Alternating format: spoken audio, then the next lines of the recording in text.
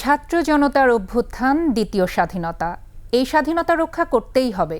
প্রথম কাজই হবে দেশের আইন শৃঙ্খলা রক্ষা করা।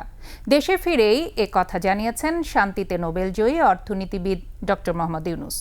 বৃহস্পতিবার দুপুর 2:10 প্যারিস থেকে ঢাকার হজরত শাহজালাল আন্তর্জাতিক বিমানবন্দরে নামেন তিনি। সে সময় তাঁকে স্বাগত জানান তিন বাহিনীর প্রধান, বৈষম্য বিরোধী ছাত্র আন্দোলনের সমন্বয়ক সহ সুশীল সমাজের প্রতিনিধিরা। মফিউর রহমানের রিপোর্ট। অন্তর্বর্তী সরকারের দায়িত্ব নিতে দুপুরে দেশে ফেরেন শান্তিতে নোবেল বিজয়ী অর্থনীতিবিদ ডক্টর মোহাম্মদ ইউনূস। দুপুরে তাকে বহনকারী বিমান হজরত শাহজালাল বিমানবন্দরে নামলে তাকে স্বাগত জানান সেনাবাহিনী প্রধান ওয়াকারুজ্জামান সহ বিমান ও নৌবাহিনীর প্রধানরা।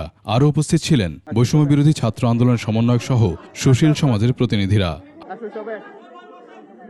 পরে তিনি কথা বলেন বিমানবন্দরে অপেক্ষমান গণমাধ্যমের প্রতিনিধিদের সঙ্গে। প্রথমেই কথা বলেন আইনশৃঙ্খলা পরিস্থিতি নিয়ে। একই সাথে কারো উপর যেন কোনো হামলা না হয় সে আহ্বানও জানান তিনি।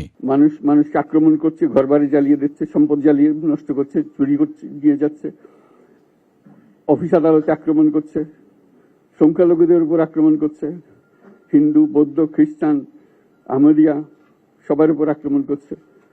এগুলো হলো ষড়যন্ত্রের অংশ। এগুলো আমাদের বিষয় না।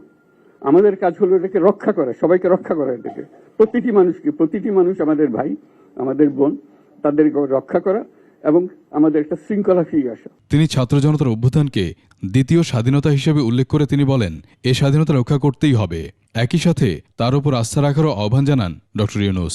এই স্বাধীনতাটা আমাদেরকে রক্ষা করতেই হবে, শুধু রক্ষা করা নয়, এই স্বাধীনতার সুফল প্রতিটি মানুষের ঘরে পৌঁছাতে হবে, তা না হলে এই স্বাধীনতার কোনো দাম নেই। তরুণ সমাজের প্রতি কৃতজ্ঞতা জানিয়ে তিনি বলেন, যে বিপ্লবের মাধ্যমে নতুন বিজয় দিবস সৃষ্টি করল সেটাকে সামনে রেখে এগিয়ে যেতে হবে।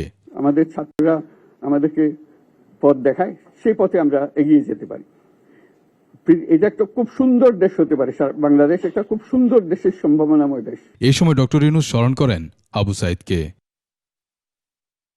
মফিউর রহমান, 21 টেলিভিশন, ঢাকা।